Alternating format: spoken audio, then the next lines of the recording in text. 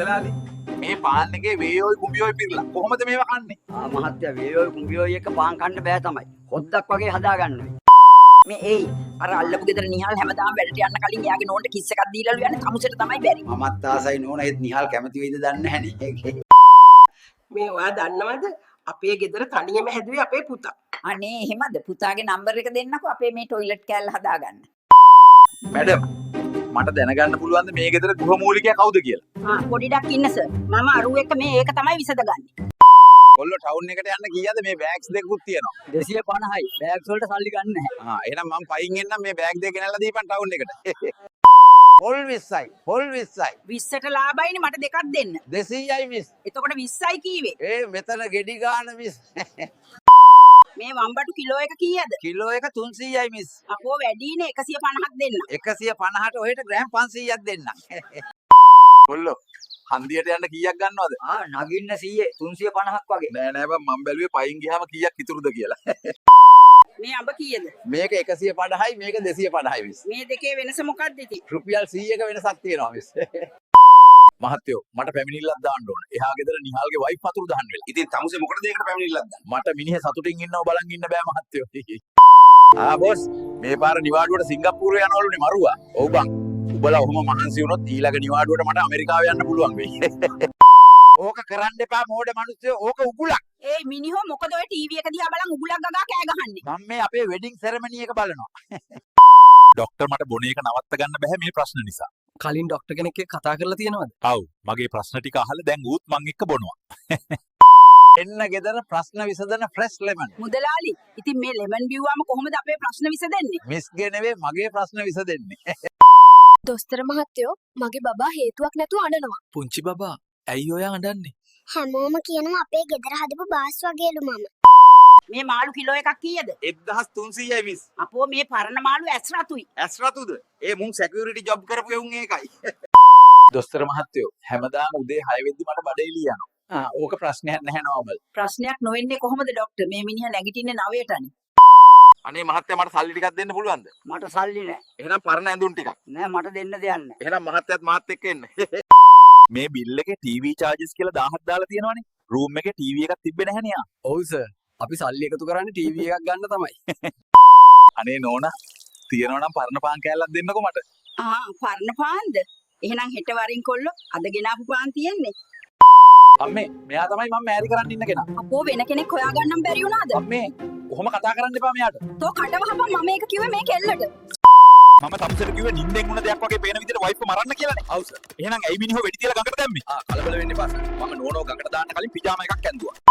තමුසේගේ තාත්තා කොච්චර හොඳට ජීවත් වුණාද? මතක් වුණ නැද්ද මේ මිනිස්සෙව මේ රත්තරන් බඩු හොරකම් කරද්දි? මතක් වුණා සර්. එහෙනම් තාත්තට තමයි සර් බ්‍රේස්ලට් එක ඉස්සුවේ.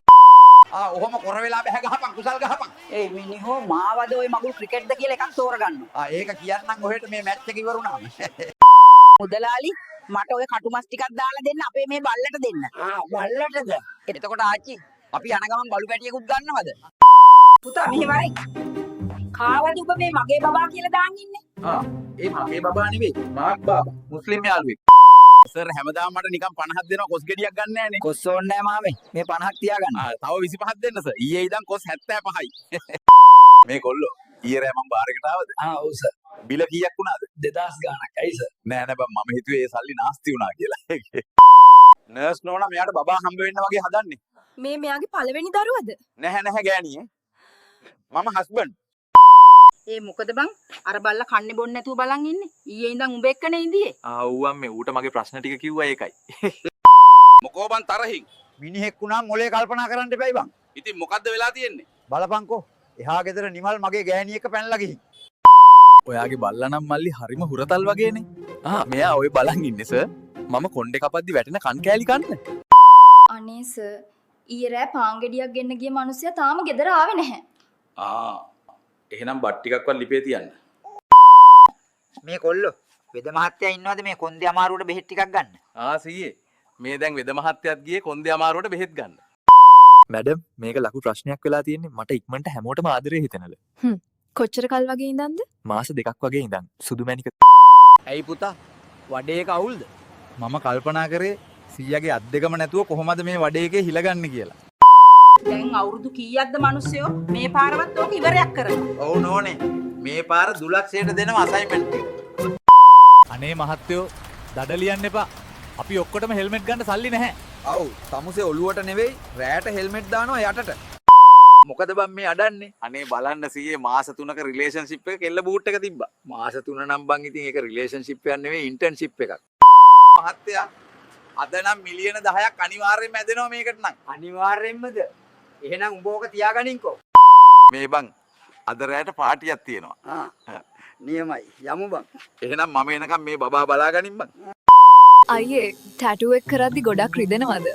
ඒක ඉතින් ඇරියා එක අනුව තමයි මිස්. අපි කළුතර අයියා.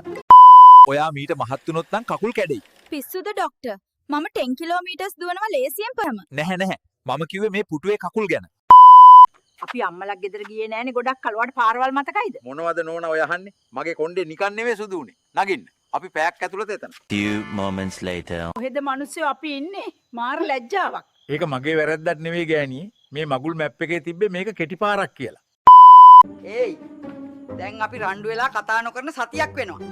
තමුසෙට තාම කියන්න මොකුත් නැද්ද? අනේ ඔව් නෝනේ. මේක තව සතියක් දිගටම කරගෙන යන්න පුළුවන්ද? පුතේ ඔය කරවල දිහා එහෙම බලන්නේ ඇයි? නෑ සීයේ. කෙල්ලෙක් නැතුව අපිත් ඔය කරවල වගේ වේලෙනවා. කොල්ලෝ. තරිඳු. කොහොම ඩැවැත්තියන් ටිකක්? ඇයි සීයේ? මම මේ බම් පොඩි දෙයක් කියන්න. උඹව හොය හොය හිටියේ බං. මොකද සීයේ? ඊයේ රෑ මම දැක්කා උඹයි උඹේ ගෑණි ජනේලෙන් උකුළු මුකුළු කරනවා. ඊයේ රෑ වෙන්න බෑ සීයේ. මොකද මම නයිට් ෂිෆ්ට් හිටියේ. අපිට දෙන්න නංගි. චිකන් බර්ගර්ස් 6යි, ෆ්‍රෙන්ච් ෆ්‍රයිස් 3යි. එතකොට පවුලේ අයට මොනවාද ඕන සර්? අනේ මිනිස්සයෝ ડોක්ටර් තමුසෙට බොන එක නවත්තන්න කීපවතාවම කියලා තියෙනව නේද? තාමත් නැවැත්තුවේ නැහැ. ඔව්. මම නැවැත්තුවා නෝනා ඒ දොස්තරයා බලන්න යන එක. අනේ මට උදව්වක් කරන්න ඕන මහත්තයා. මේ 50 තියාගන්න අංකල්. මේ මහත්තයෝ උඹලා රෙකෝඩ් කරනවා නම් මට 1000ක්වත් දියන්. මටත් ආත්ම ගරුත්වයක් තියෙනවා. කෙල්ල ලස්සනට එන්නවනේ මහත්තයා. ඔය ළමයා ඉස්සර මගේ උකුල උඩ මාත් එක්ක හුරතල වුණ කෙල්ලනේ. මේ මහත්තයා මනමාලිගේ දුරින් වෙන්නේ නෑ දෙයක්වත්ද? මම මේ ළමයා කලින් වැඩ කරපු තැන බොස් දෙන්න දෙයක් නැත්තම් ඉතින් අන්තිම පාරට මොකද්ද කියන්න තියෙන්නේ? අනේ බොරු නෙවෙයි මහත්තයෝ. පොලේ එළවලු විකුණන පියවතී කිව්වම ගමේ හැමෝම දන්නවා. මගේ අම්මගේ නමත් පියවති. ඒ නිසා තමුන්ට යන්න දෙන්න. දැන් තමුසේ අනේ මහත්තයෝ මගේ උප්පැන්නම සිරිසේන උනාට ගමේ හැමෝම මට ආදරයට කියන්නේ පියවති කියලා.